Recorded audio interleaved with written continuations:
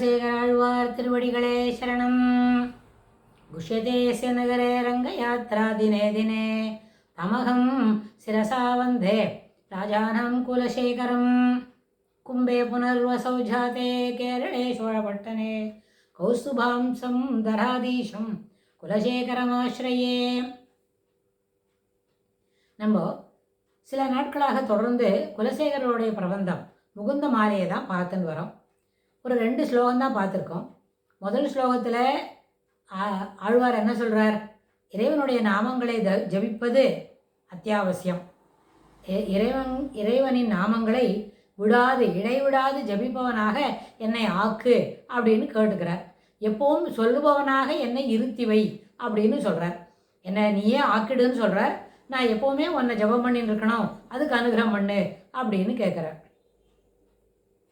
2வது ஸ்லோகத்தில் என்ன கேட்குறாருன்னு கேட்டால், எப்பொழுதுமே பெருமாளை இப்படி பார்த்து ஜபம் பண்ணுறதுக்கு கூப்பிட்டோமா, ஸ்ரீ வல்லபேதி வரதேதி தயாபரேதி அப்படின்னு சொல்லி இப்படி பெருமாளை ஜபம் பண்ணுறவனா ஆக்கு, ஜபம் பண்ணின்று அவருடைய நாமங்களை இடைவிடாது பஜனம் செய் அப்படின்னு சொன்ன பிறகு பெருமாளுக்கு வாழ்த்து சொல்கிறார். அவருக்கு என்ன பல்லாண்டு பாடுறார். அப்புறம் இந்த பல்லாண்டு பாடுற இந்த ஸ்லோகத்தில் 2 வார்த்தைகள் இருக்குது. அப்படின்னா ஜெயித்து ஜெயித்து தேவோ தேவகி நந்தனோயம் அப்படின்னு சொன்னால், முதல் பாதியில் இருக்கிற ஒரு வார்த்தையில் இந்த பரம்பொருளின் பரத்துவத்தை பற்றி சிறப்பாக சொல்கிறார்.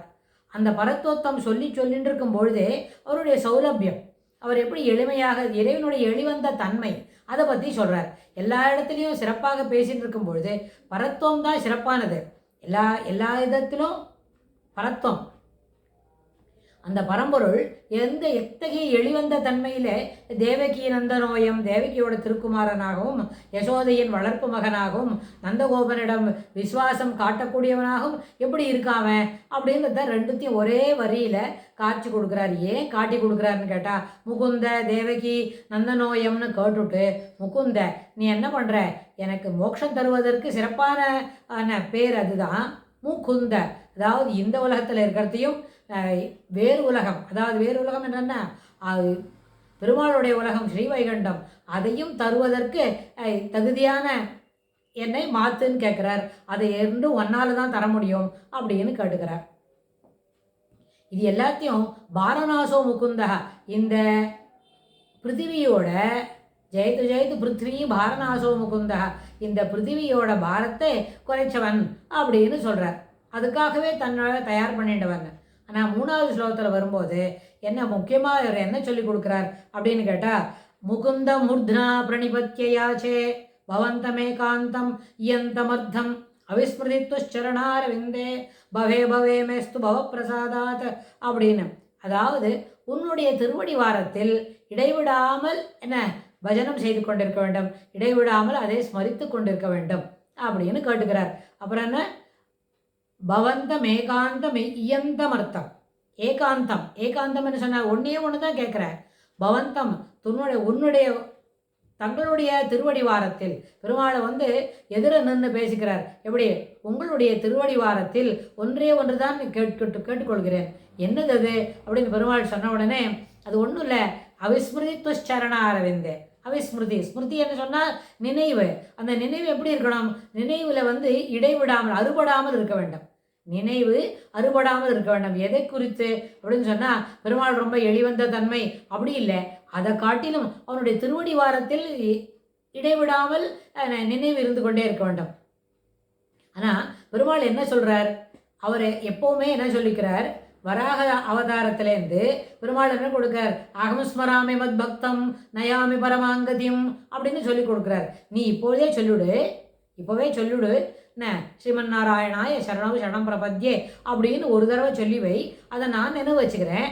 நீ எப்போ கடைசியாக காஷ்டபானம், அதாவது கடைசி நாளில் நகர முடியாமல் நிமித்த முடியாமல் ஒரு சாதாரணமாக ஒரு மரக்கட்டை போல் நீ இருந்தாலும், அப்பொழுது நான் உன்னை நினைத்து உனக்கு என்ன பண்ணுறேன், அகம் ஸ்மராமி மத்பக்தம், நான் நினைத்து உன்னை என்னுடைய உலகத்துக்கு அழைத்துன்னு போகிறேன் அப்படின்னு வராக அவதாரத்தில் வராக நாயனார் தாயார்கிட்ட சொல்லும் பொழுது, அந்த வராக சர்ம ஸ்லோகம், என்னுடைய பக்தனுக்கு இத்தனை அளவில் நான் என்ன பண்ணுறேன், அவனுக்கு சகாயம் பண்ணுவேன் அப்படின்னு சொல்லி கொடுக்காரு. பெருமாளும் இது மாதிரி சொன்ன உடனே பாருங்க, ராமாவதாரத்தில் என்ன சொல்கிறார், என்னுடைய பக்தனை என்கிட்ட உனக்கு நான் சரணாகதி, உன்னோடத்துல நான் என்ன பண்ணுறேன், இடைவிடாமல் பக்தி செய்கிறேன், உன் சரணமே சரணம் என்று இருந்தேன் அப்படின்னு ஒரு தடவை ஹார்தமாக இல்லை, வெளிப்படையாக இல்லாமல் ஜஸ்ட் லைக் தட் அவன் சொல்லணுன்றதுக்காக சொன்னால் கூட அவனை நான் கைவிட முடியாது, அவனை நான் காப்பாற்றுவேன்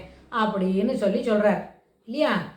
ராமனோட சர்மஸ்லோகம் அப்படி என்ன இருக்குது, ராமர் இதுபோல் வாக்கு கொடுக்குறார்.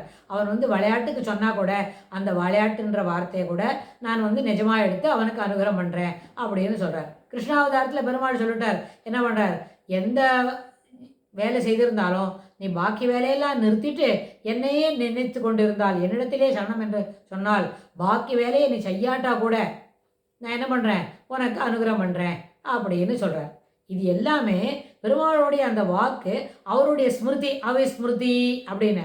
ஆனால் பெருமாளுடைய நினைவு எப்பவும் மாறாத இருக்கும். ஆனால் நம்மளை போல சாதாரணப்பட்டவனுக்கு இந்த நினைவு மாறிடும் இல்லையா, ஏன்னா லோகாயதமான விஷயங்கள் தான் ஈடுபாடு வச்சுன்னு இருக்கோம்.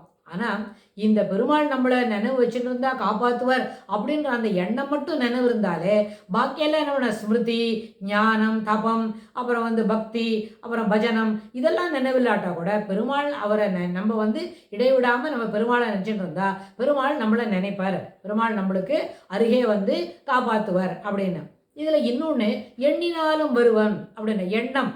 எண்ணம் என்று சொன்னால் என்ன, மனதில் தோன்றக்கூடிய நினைவுகள், அந்த நினைவுகளுக்கு வார்த்தை உருவம் கொடுக்கும் பொழுது அந்த எண்ணங்கள் என்ன பண்ணுறது, பேச்சாக மாறுகிறது.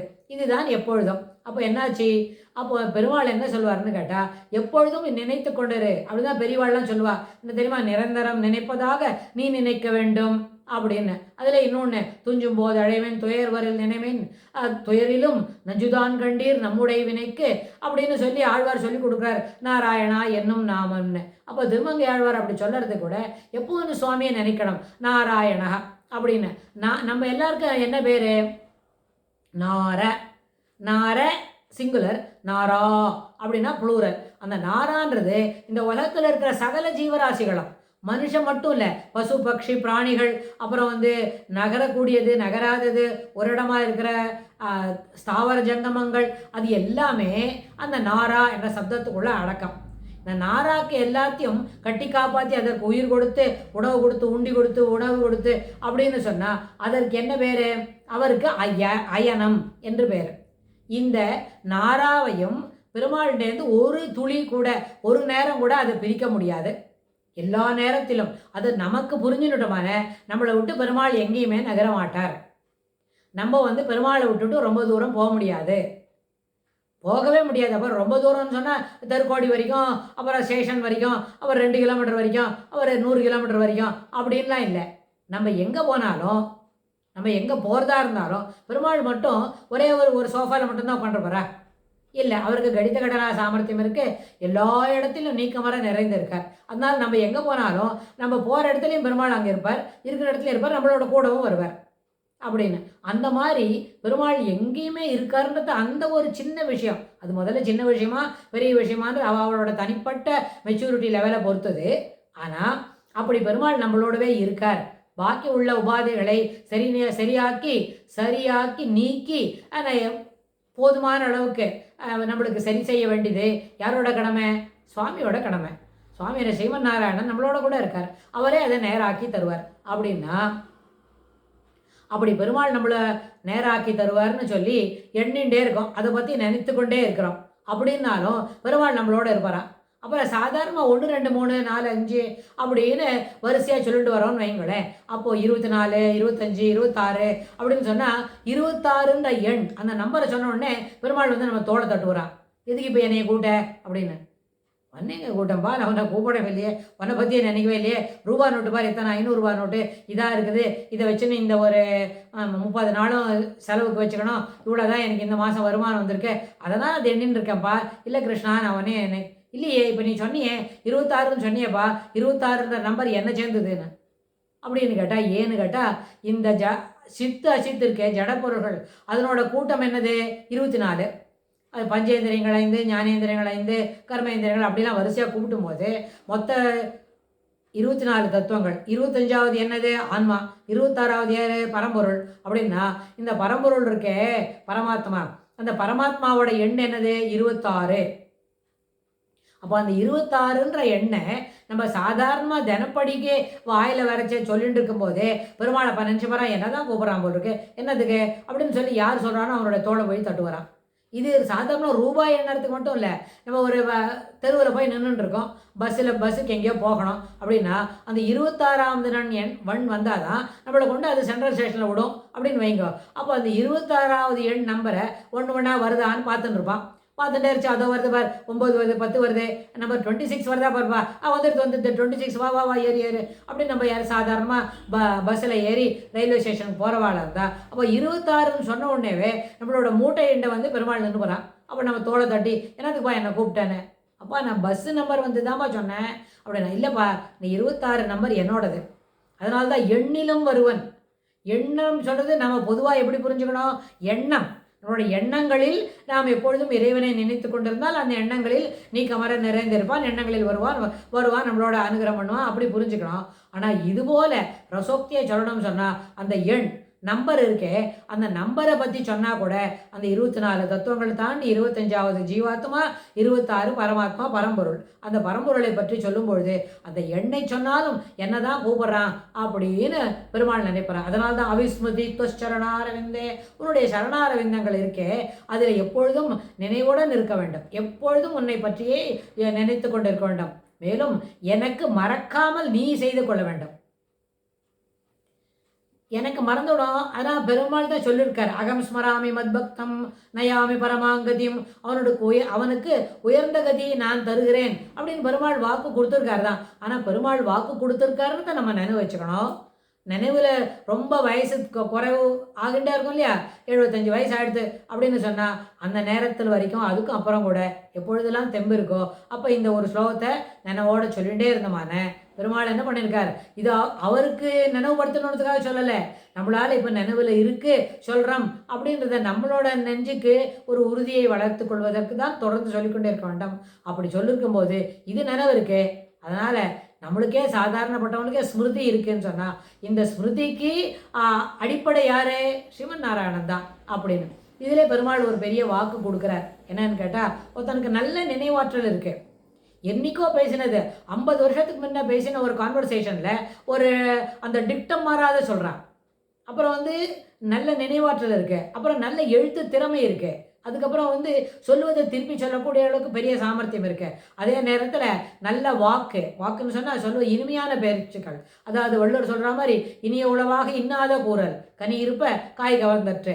நல்ல இனிமையான பழங்கள் கிடைக்கும்பொழுது அந்த பழத்தோட புளிப்பு காயை யாராவது சாப்பிடுவாடா, ஒருத்தரும் அதை நினச்சி கூட பார்க்க மாட்டான். அதுபோல் கனி இருப்ப காய் கவர்ந்தற்று அப்படின்னு சொன்னால் இனிமையாக பேசுவதற்கு தன்னை தயார்படுத்தி கொள்ள வேண்டும். அதாவது பொலைட் ஸ்பீக்கிங் பொலைட்லி, அப்புறம் ஸ்பீக்கிங் கர்டிசியஸ் கான்வர்சேஷன், அப்புறம் எல்லாத்தையும் போல் எல்லாருக்கும் ஏற்றுக்கொள்ளக்கூடிய பாசிட்டிவ் கான்வர்சேஷன் அப்படின்னு சொன்னால் இதுபோல் இனிமையான வார்த்தைகளிலும் இறைவன் உரைகிறான் அப்படின்னு சொன்னால் இதுபோல் இனிமையான வார்த்தை என்ன தெரியுமா?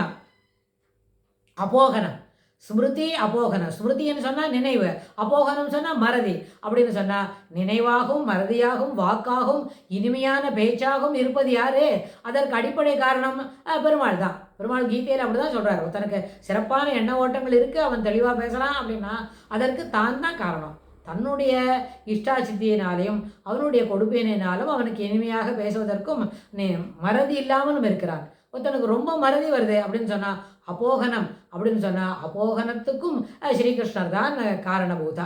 அதனால் நீயே மறதிக்கு காரணமாக இருக்கேன்றதுனால அவிஸ்மிருதி துவச்சரணாரவிந்தே, உன்னுடைய திருவடிவாரங்களை எப்பொழுதும் மறக்காமல் இருக்க வேண்டும். அந்த திருவடிவாரங்களின் சிறப்பு, அதனுடைய மகிமை மேன்மை அப்படின்னு எந்த அப்ஜெக்டிவ் போட்டு சொன்னாலும் அது என்னுடைய சிந்தையில் எப்பொழுதும் இடைவிடாமல் உன்னையே நினைத்து கொண்டிருக்க வேண்டும். என்னுடைய சிந்தையில் அது எப்பொழுதும் ரீங்காரமிட்டு கொண்டிருக்க வேண்டும் அப்படின்னு ஆழ்வார் இந்த வரியில் பிரார்த்திக்கிறார். அவிஸ்மிருதி துவச்சரண அரவிந்தே. அப்புறம் என்ன சொல்லிருக்கார்? பவே மேஸ்து பவப்பிரசாதாத். ஆமாம், இதெல்லாம் எனக்கு கிடைக்கும் அப்படின்னு சொன்னால் எப்படி இருக்கணும்? நான் கேட்டேன் நீ கொடுத்தேன்னு வச்சுக்காத, உன்னுடைய அருள்னாலேயே அது எனக்கு கிடைத்தது, அப்படிதான் அது கிடைச்சிருக்கு, அதுபோல் எனக்கு ஆக்கிதா, நான் கேட்டதுனால தான் நீ கொடுத்தேன்னு கூட வேண்டாம். இயற்கையாகவே உன்னுடைய அருள் இது மாதிரி எனக்கு எப்பொழுதும் உன்னுடைய திருவடி வாரங்களை இடைவிடாமல் சிந்தித்து கொண்டு இருப்பவனாக எனக்கு இருக்க வேண்டும் அப்படின்னு நீயே அருள் செய் அப்படின்னு இந்த பதிவில் சொல்கிறார். அடுத்த வரியில் அப்போ ஆழ்வார் இன்னும் என்ன விளக்கமாக சொல்கிறாருன்றத அடுத்த பதிவில் பார்க்கலாம். ஸ்ரீ குலசேகர ஆழ்வார் திருவடிகளே சரணம். ஸ்ரீ கிருஷ்ணாய துப்பியம் நமஹ.